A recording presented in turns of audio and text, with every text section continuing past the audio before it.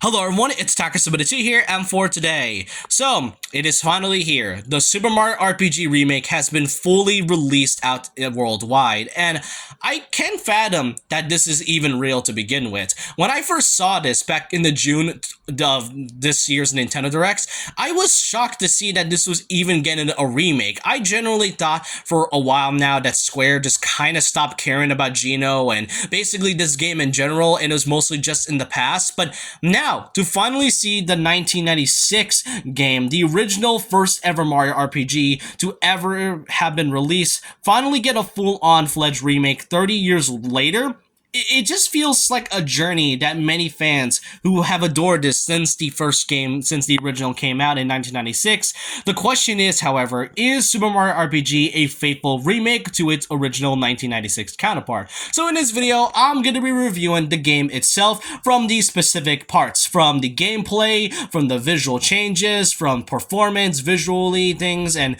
the music, and some other miscellaneous things, and to see whether or not the game is pretty much a faithful remake. So with that, let's kind of get started reviewing the Super Mario RPG remake and to see whether it's worth it or not.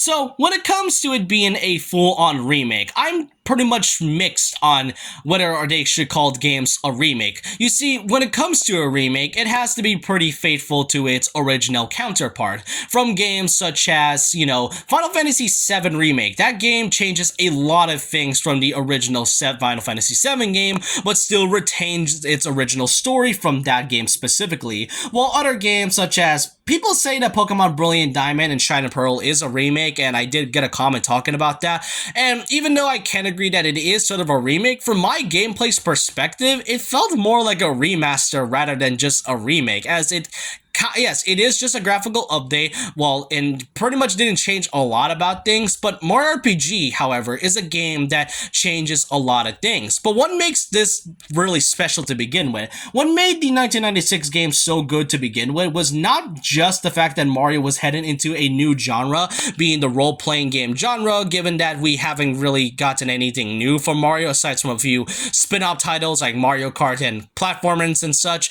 Mario RPG was the first ever time that they've gone into that specific genre, and the story itself is never meant to be taken seriously. It has some really emotional moments, I will say that, but it also has a lot of these things mentioned here, from fun characters, really unique character designs, along with the fact that the jokes can be pretty hilarious. It has a charm and has a weird sense of personality that you've never seen in any RPG in the past few years. And this remake actually retains a lot of things, and what makes this remake so great is, first of all, the gameplay. The gameplay has been changed very drastically. From one most notable part, the depth perception. As much as many fans have really loved the original game for how charming it was back in 1996, the problem was that at some moments you can't really tell what's even going on, because the depth perception and the pixels can kind of get things out of the way,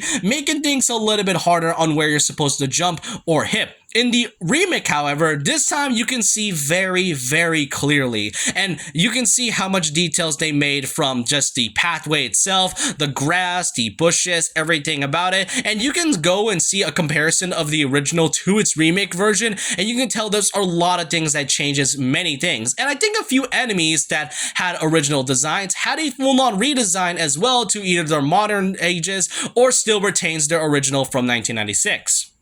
Another thing that makes this game really charming is that this remake has brand new full-on cutscenes. From time to time, there will be new cutscenes showing off the characters and have some really fun cinematics that makes this even more funner to see. From cutscenes going from Mario and the gang, from Bowser, and basically the gameplay itself. Heck, they even remade the kissing scene along with Booster as well, which, I mean, come on, seeing this in HD definitely feels like something I never thought I would see, but then again, again, the game itself, it still retains its original feeling, and that's what I like about it. What's even better is that, like I mentioned, the original depth perception is pretty hard, but what also makes the game really great in terms of the remake is that you can kind of feel something whenever you go through each of these areas, from the very hot desert in the whirlpools, not only as the grassy areas, and feeling the heat of the lava.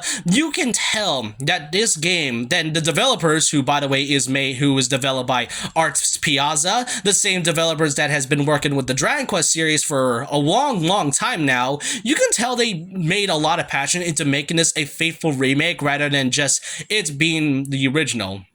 Aside from the overworld gameplay, there was also none other than the actual role-playing mechanic itself. It still remains the same, and it does has a few things, such as timing your attacks, timing your defense and blocking system, along with your special abilities and whatnot. But one of the most notable parts about this is its brand new triple attacks. This right here is where you have 3 specific party members, whether it's mostly Mario, Bowser, or Geno, or Mario, Peach, or Mallow. You can activate triple moves, and I will say they are so colorful and gorgeous to look at that, man, just seeing this fully on in HD just makes this even greater. And honestly, seeing triple moves makes me want to see whether or not, it makes me curious to see what it would be like if Mario wasn't really the main, the main front person, which I get it, the game is called Mario RPG and all, but it would definitely be cool to see a combo between Mallow, Geno, and maybe Peach, or Bowser, Geno, and Mario, or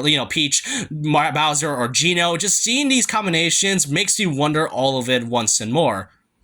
And to show you how faithful the remake is, take a look at this entire world map. This right here is great to look at. If you compare it to the original, you can tell there's a lot of things different about it, from basically the colors, it shines way more brightly, and seeing Bowser's castle in the back makes this even better. What also makes this a great remake is that not only did they redid a lot of the cutscenes, but also the Easter eggs as well. The Easter eggs consist of Link and Samus's cameos. They actually kept those in, surprisingly, along with the Mario 2D bit cameo, Mario 2D Mario cameo, which I really thought they would never do, along with a certain part that you can find in Peach Room, which I'm not gonna say because I know YouTube might assume that I will say something else, but pretty much they did a lot of research, and really, this is what I really love about this.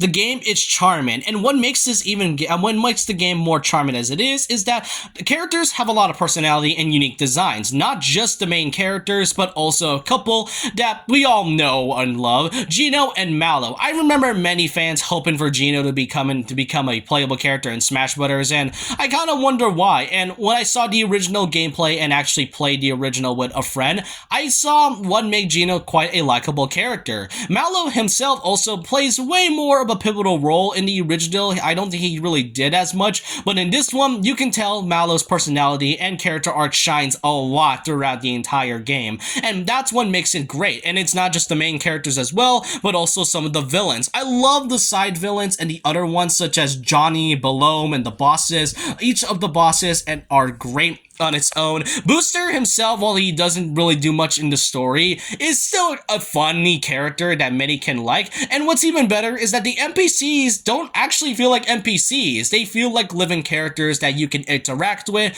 from every area you go through. And that's really what I like about this. They don't keep the characters in the sidelines, and that's really what makes this game charming.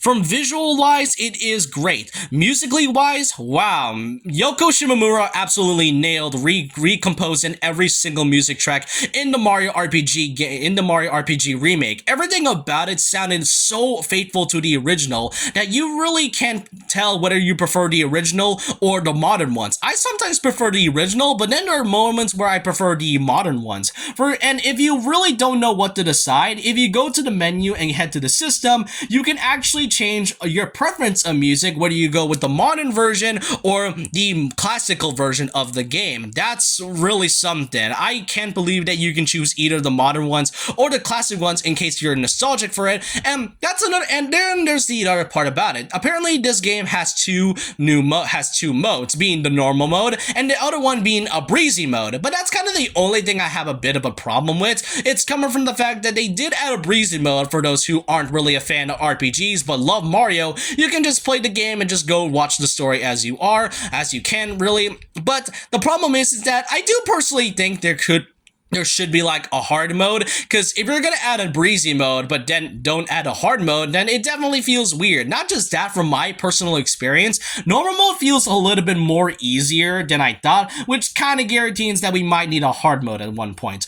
Another thing to mention is that it also has some side content, such as the scrapbook entry, which is kind of like just a diary that goes through every part of your character's journey, and to add some nice details, a monster list which goes through every single enemy and boss that you fought throughout the entire game. These small details that they didn't have to do is really great. And like I said, they didn't really have to do much small details, but they really did in order to make the game feel as great and original as possible, while still retaining its original charm that the original 1996 game had. And overall, that's all I can really say about this. The question is the Super Mario RPG Remake really worth your money and $60? I'm gonna say this.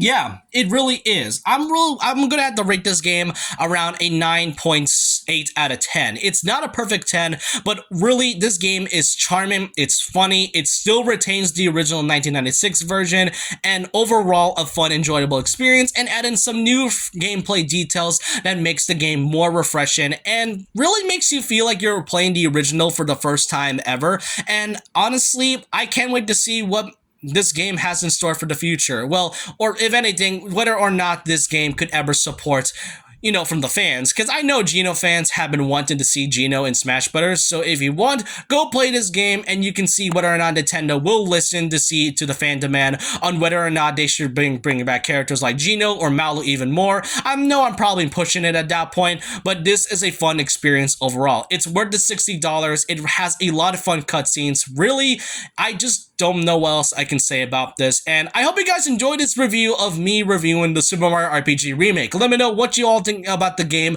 in the comment section below, and so with that, leave a like, comment, subscribe, hit the notification bell for more videos, follow my Twitter, and I'll see you guys next time. And remember this, once a legend, always a legend.